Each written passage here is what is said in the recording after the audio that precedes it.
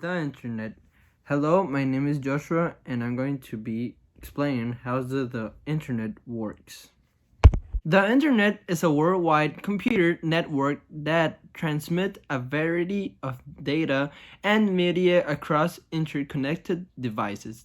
It works by using a packet routing network that follows Internet Protocol and Transport Control Protocol.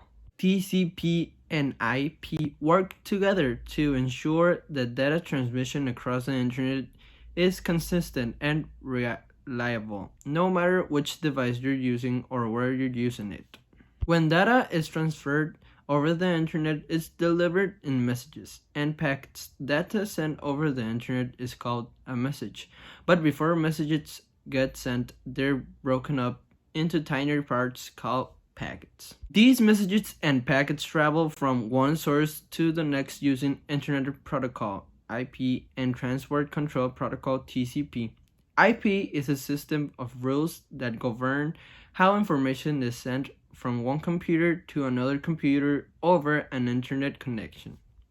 Using a numerical address, IP address, the IP system receives further instructions on how the data should be transferred. The Transport Control Protocol (TCP) works with IP to ensure transfer of data is dependable and reliable.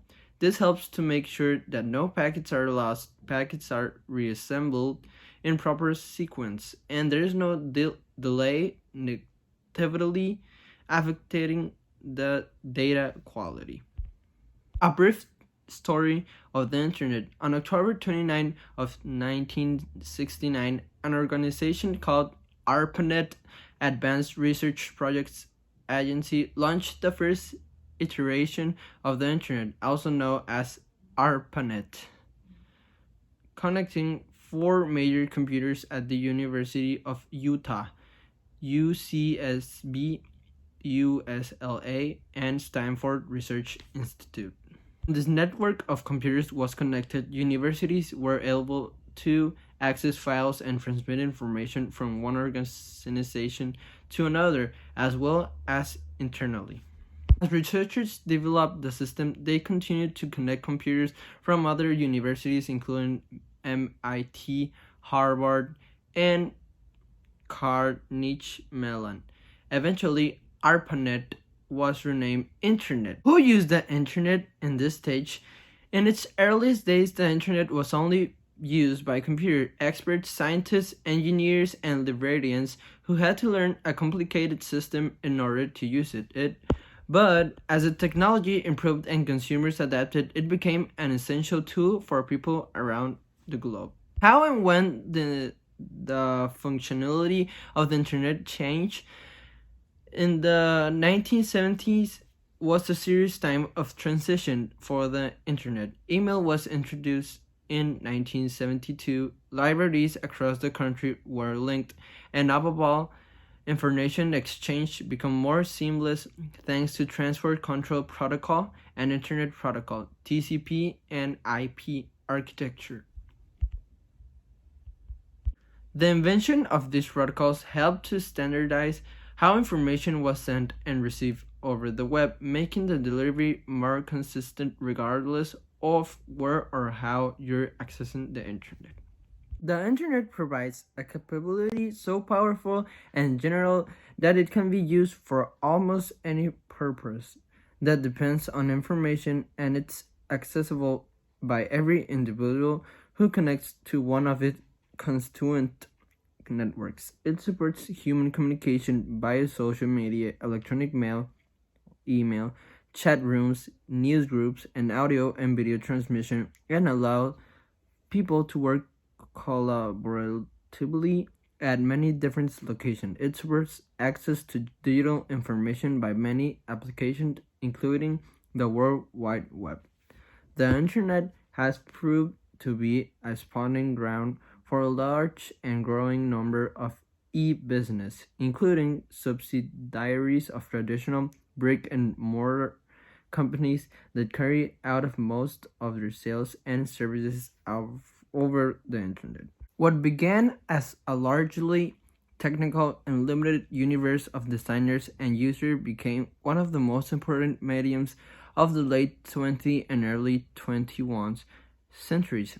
As the Pew Charitable Trust observes in 2004, it took 46 years to wire 30% of the United States for electricity. It took only 7 years for the internet to reach the same level of connection to American homes. By 2005, 68% of American adults and 90% of American teenagers had used the internet. Europe and Asia were at least as well connected as the United States. Nearly half of the citizens of the European Union are online, and even higher rates are found in the Scandinavian countries.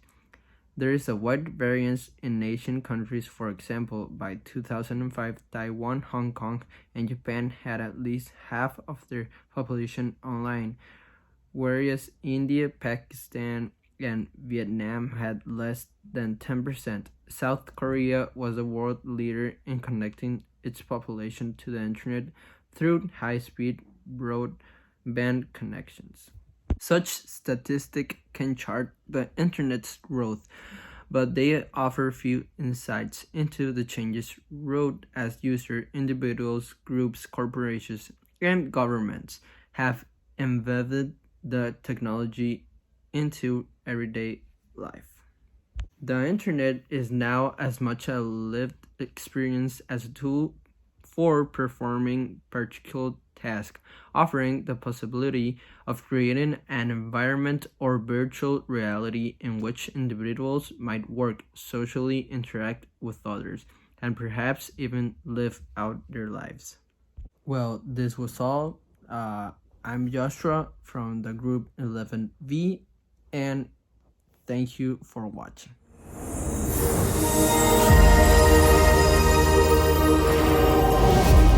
Educación para volar.